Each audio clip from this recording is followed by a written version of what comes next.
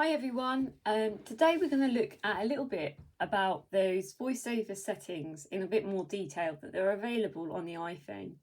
So some of you may be using voiceover all the time, or it may be that you want to use voiceover on certain aspects when interacting with particular apps perhaps, or different websites, depending on your preferences of what you're doing on your iPhone at that time. So I just wanted to have a little look at in terms of the settings available to you with VoiceOver. So it can be very custom made depending on your preferences and what you're using VoiceOver for.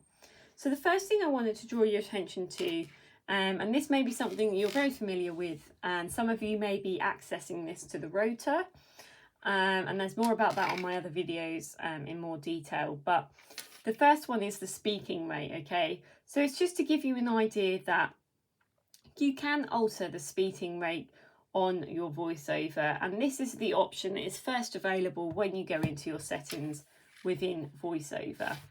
So to give you a description, it's the second bar down, and if you're using it on with voiceover, to make the selection, it will tell you speaking rate, and then to make that increase or decrease, it will be a swipe up or down.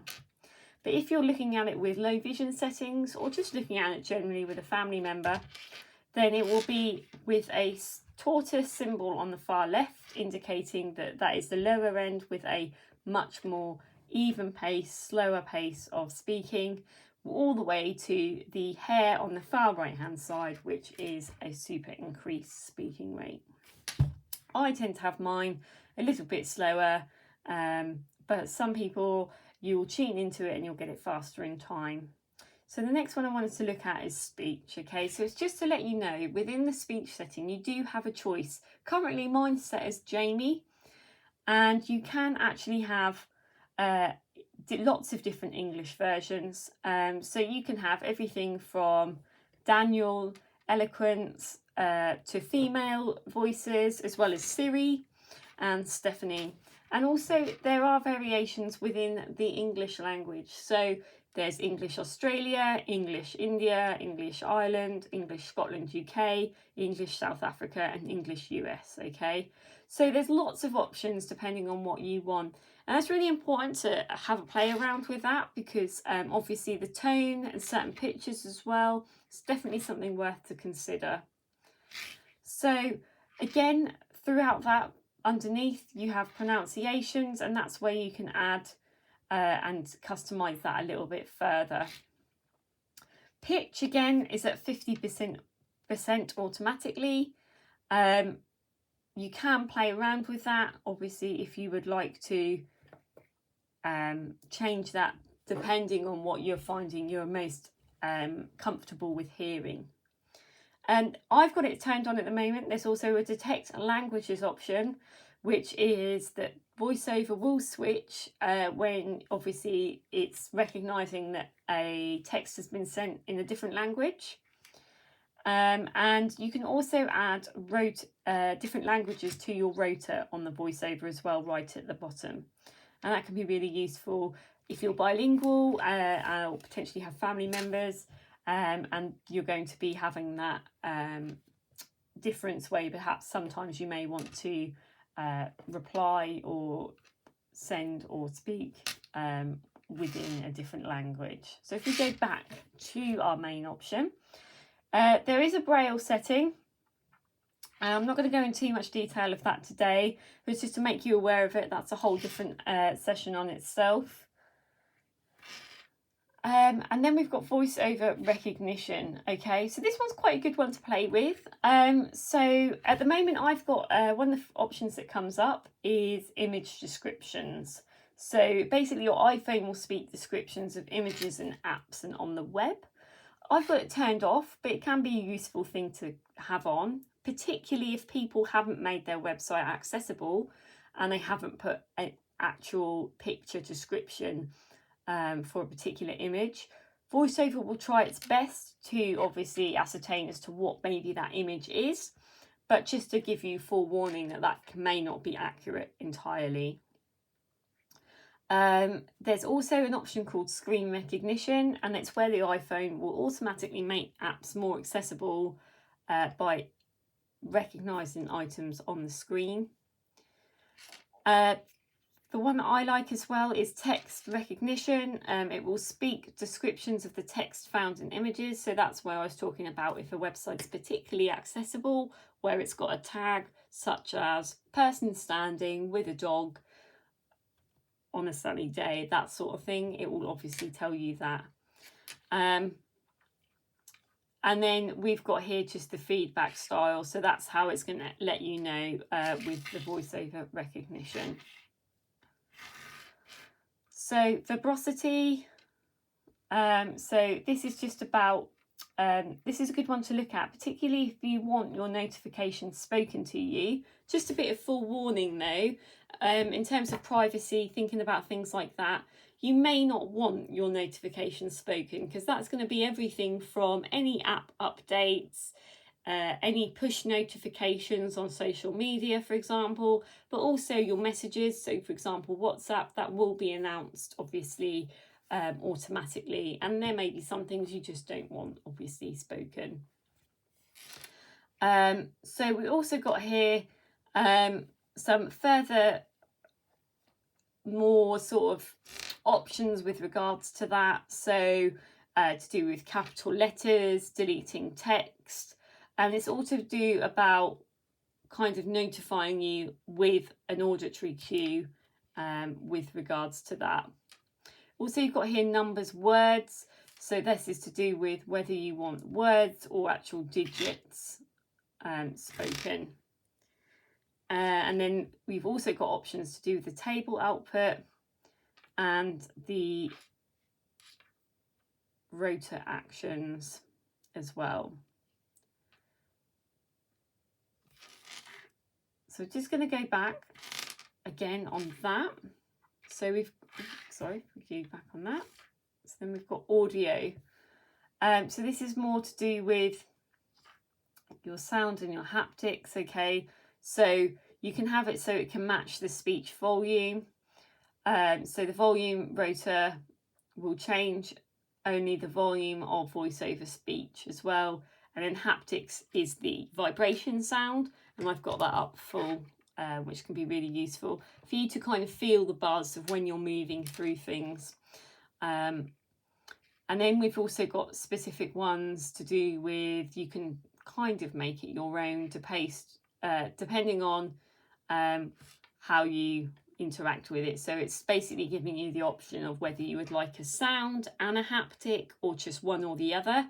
And to change that is a switch button. So it's, if you're on VoiceOver, again, it's just a swipe up or down to pop that toggle over.